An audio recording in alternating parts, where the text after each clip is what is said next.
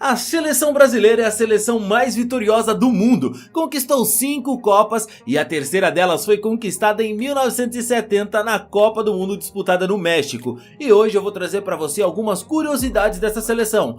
Mais dos 21, você sabe quantos? Acompanha comigo e vamos ver o quanto você manja de futebol. Só que antes, se você ainda não é um inscrito do canal, se inscreve agora mesmo para apoiar o nosso trabalho e assim você recebe mais vídeos como esse, beleza?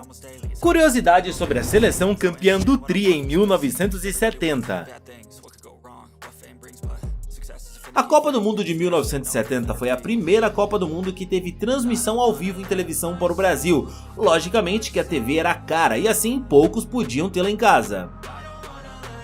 Essa Copa foi marcada por muitas novidades. Pela primeira vez eram permitidas substituições durante o jogo. A regra permitia 2 substituições e 5 jogadores poderiam ficar no banco de reserva.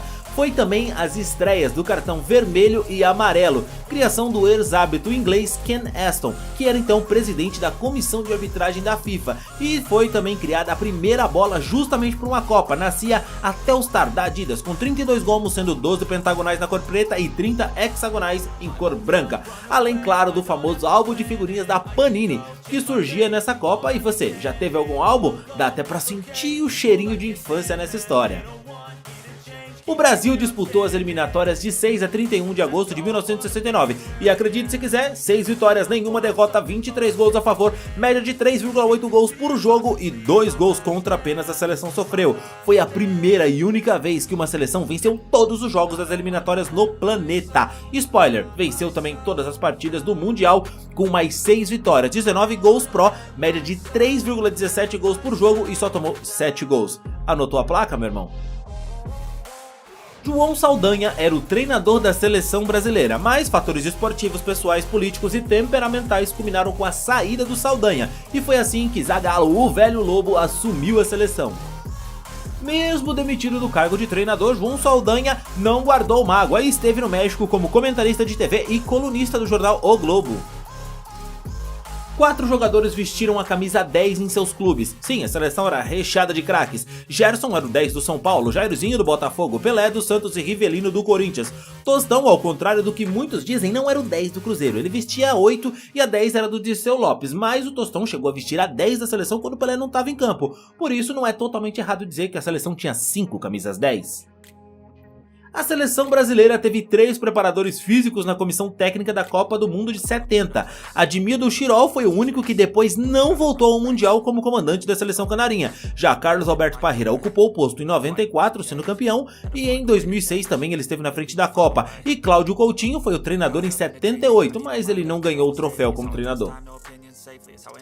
Petras, que abriu o placar para a Tchecoslováquia contra o Brasil na estreia, comemorou o gol com o sinal da cruz, mas é claro, Jairzinho quem imortalizou o gesto, repetido em 6 dos 7 gols dele na Copa. Ele só não celebrou assim no primeiro tento contra os tchecos. O Jairzinho recebeu o apelido de Furacão na Copa de 70, depois de marcar em todos os 6 jogos da competição, algo inédito até então.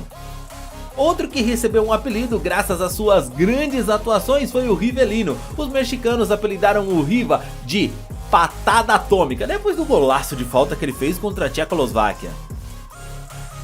O Gerson foi o primeiro brasileiro a levar um cartão amarelo na história das Copas. Após perder a bola e agarrar o tcheco František Velezi, aos 29 do primeiro tempo da estreia, ele logo tomou um amarelinho para inaugurar a inovação da Copa. Um dia antes da decisão, as bolsas de Londres simplesmente decidiram a não aceitar mais apostas. E qual era o motivo? O Brasil era tão favorito, meu amigo, mas tão favorito, que a cotação estava de 1 para 1, ou seja, não valia mais nada. O Félix usou luvas na final, se tornando o primeiro goleiro brasileiro a usar luvas nas histórias das Copas. Na verdade, as que ele levou para o México estavam em um péssimo estado, e ele não encontrava peças que coubessem nas suas grandes mãos. Com o auxílio do Ministério das Relações Exteriores, a delegação saiu em busca de luvas, e a luva, adivinha só, veio da Argentina. O ex-goleiro Amadeu Carrizo tinha uma fábrica de luvas perfeitas para Félix. Um emissário brasileiro comprou 4 pares e as mandou de Buenos Aires para o México, e graças a Deus as luvas chegaram a tempo para a final. O Brasil venceu a Itália por 4-1 e o último gol, marcado por Carlos Alberto Torres, é considerado até hoje um dos mais bonitos da história dos mundiais.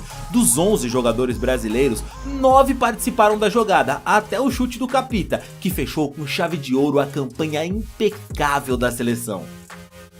A decisão contra a Itália também foi o último jogo internacional de Pelé, que se despediu das Copas do Mundo com 3 conquistas. Até hoje, ele é o único jogador a conseguir atingir tal marca. Na festa, uma multidão se aglomerou em torno do Pelé, entre eles o zagueiro italiano Roberto Rosato, que correu antes da aglomeração de torcedores para trocar a camisa com o Rei Pelé. Em 2002, essa relíquia foi vendida no leilão por 158 mil libras, ou 528 mil reais na época. O valor corrigido pelo IGPM, tendo abril de 2020 como data final, chegaria a R$ 1.857.266,88, uma verdadeira montanha de grana. O Rivelino foi o único jogador brasileiro a não participar da festa com as centenas de torcedores que invadiram o gramado no Estádio Azteca. Por quê? Tava magoado? Nada disso. Instante após o apito final, ele caiu desacordado de cansaço e emoção, e ele foi carregado para o vestiário, ficando fora da festa no gramado.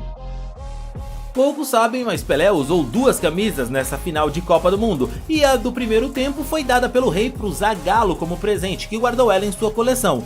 Então o item foi a leilão em 2007 e arrematado pelo cineasta e curador de arte João Moreira Salles por 55 mil libras, ou 220 mil reais na época. Em valores corrigidos, R$ 468.129,68. A peça está em exibição no Museu do Futebol, no estádio do Pacaembu, em São Paulo. Mário Jorge Lobo Zagallo se tornou o primeiro jogador campeão mundial a conquistar o título também como técnico, além de ter ganho como jogador. Ele havia participado das Copas de 58 e 62. A audiência da final foi cerca de 700 milhões de telespectadores ao redor do mundo, repetindo os números de 69 quando Neil Armstrong se tornou o primeiro homem a pisar na lua. Afinal, é muito mais importante ver o Pelé do que o Neil, concordam comigo?